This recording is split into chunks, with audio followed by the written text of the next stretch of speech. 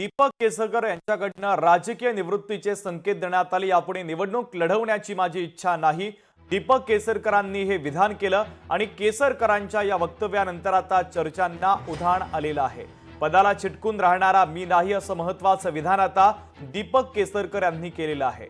तर दीपक केसरकर यांच्याकडनं राजकीय निवृत्तीच्या संदर्भातले संकेत एक प्रकारे देण्यात आलेले आहेत। आपण जनतेबरोबर राहिलो, जनता तुमच्याबरोबर राहते।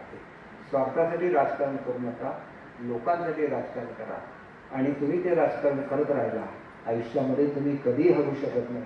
मी आयुष्यात कुठलंही इलेक्शन आतापर्यंत हारलो नाही आणि आता पुढे इलेक्शन लढवायची इच्छाही नाही। परंतु अनेक लोक सांगतात मी आयुष्यभर जिंकले, मी सुद्धा आयुष्यभर जिंकलो इलेक्शन, सगळी इलेक्शन जिंकलो।